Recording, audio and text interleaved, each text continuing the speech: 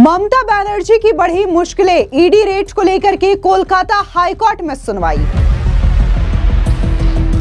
सुनवाई से पहले कोर्ट रूम में एंट्री रेगुलेटेड होगी, लाइव स्ट्रीमिंग।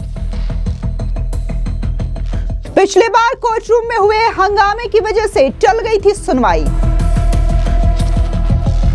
शुभेंदु अधिकारी के काफिले पर हमले के बाद बढ़ा बवाल, हाईकोर्ट पहुंचा मामला।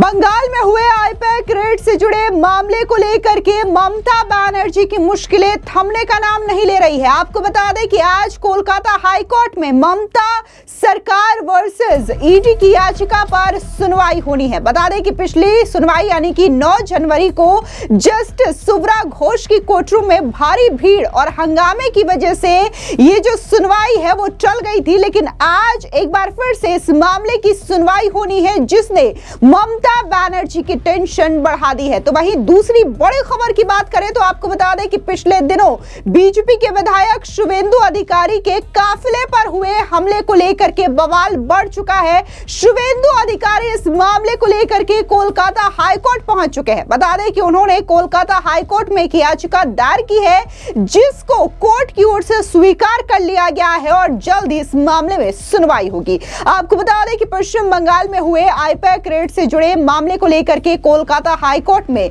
ममता सरकार बनाम ईडी की याचिका पर आज सुनवाई होनी है। बता दें कि पिछली सुनवाई 9 जनवरी में जस्टिस सुब्रा घोष की कोर्टरूम में भारी भीड़ और हंगामा हो गया था, जिसके कारण मामला अनुकूल माहौल न होने की वजह से टाल दिया गया था। जज ने बार-बार शांति बनाए रखने की अपील की थी, लेकिन लोग नहीं माने और अंत में वे कुर्सी छोड़ करके चली गई। इस अफरा तफरी से बचने के लिए acting chief justice Sujay Paul ने एडमिनिस्ट्रेटिव नोटिस जारी किया है और आपको बता दें कि सुनवाई के दौरान कोर्टरूम में एंट्री रेगुलेटेड होगी, यानी कि केवल संबंधित पक्षों के सीनियर काउंसिल, उनकी सहायक वकील और एडवोकेट ऑन रिकॉर्ड ही मौजूद रहेंगे। इसके अलावा मामले की लाइव स्ट्रीमिंग की जाएगी ताकि बाकी इच्छुक लोग वर्चुअली इस पूरे मामले से जुड़ सके या फिर इसमें वर्चुअल तरीके से भाग ले सके। मामले की सुनवाई जस्टिस सुब्रा घोष ही करेंगी। आपको बता दें कि पश्चिम बंगाल के कोलकाता में पॉलिटिकल कंसल्टेंट फर्म यानी कि आईपैक के आईटी हेड प्रतीक जैन के ऑफिस पर 8 जनवरी को ईडी ने ताबड़तोड़ रेड मारी थी। रेड के दौरान पश्चिम बंगाल के मुख्यमंत्री ममता बनर्जी भी उसी जगह पहुंच गई। ईडी ने ममता पर आरोप लगाया कि वो कथित कोयला तस्करी से जुड़े मनी लॉन्ड्रिंग मामले में छापेमारी के दौरान रुकावट पैदा कर रही हैं। वे प्रतीक जैन के घर में जबरन घुसी और अपने साथ कई फिजिकल डॉक्यूमेंट्स और इलेक्ट्रॉनिक डिवाइसेस ले गई। इतना ही नहीं, ममता बनर्जी पर यह भी आरोप लगा कि वो प्रतीक जैन का मोबाइल फोन भी अपने साथ ले गई। इसके अलावा 9 जनवरी को ईडी ने मामले में दखल देने के लिए कोलकाता हाईकोर्ट का रुख किया।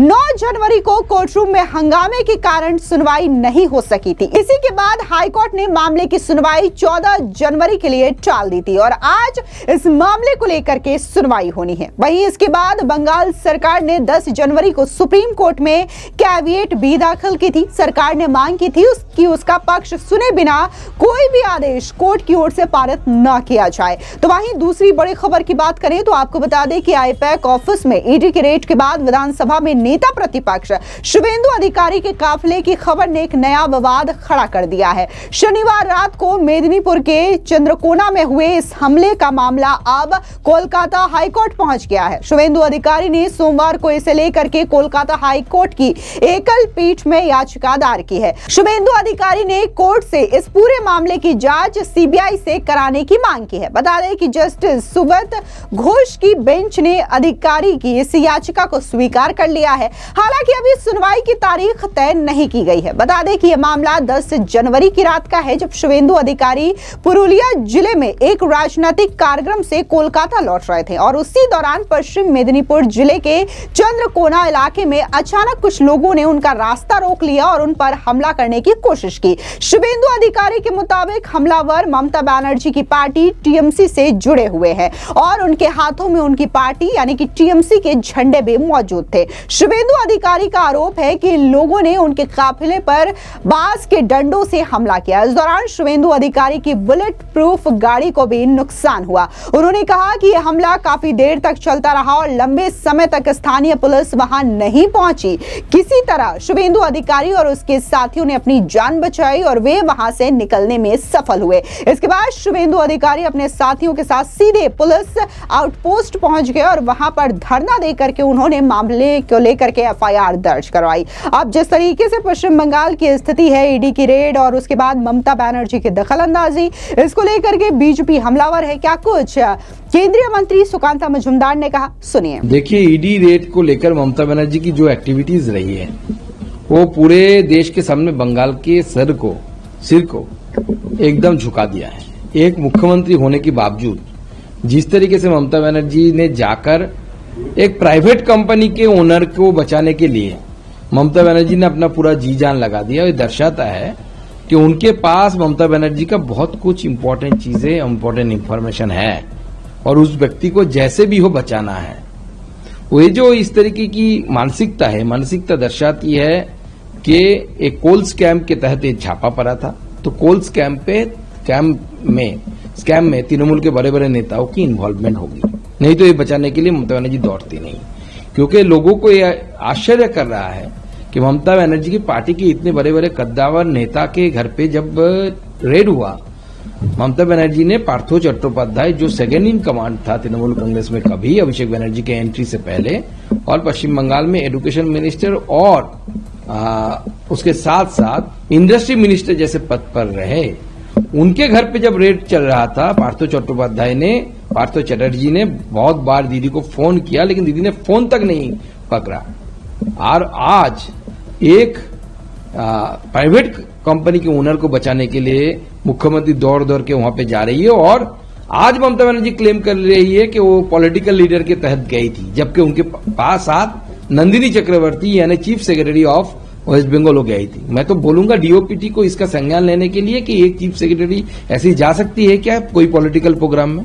वहीं बीजेपी के प्रवक्ता शहजाद पूनावाला ने भी ममता सरकार पर जोरदार तरीके से वार किया और उन्होंने कहा कि टीएमसी का मतलब ही आज की डेट में सबसे ज्यादा भ्रष्टाचारी पार्टी बन चुके हैं। सुनिए क्या कुछ शहजाद पूनावाला ने कहा। देखिए, आज जो मार्च निकाल रही है ममता बनर्जी और टीएमसी, ये भ्रष्टाचार का शक्ति प्रदर्शन है और टीएमसी का मतलब बन चुका है टू मच करप्शन।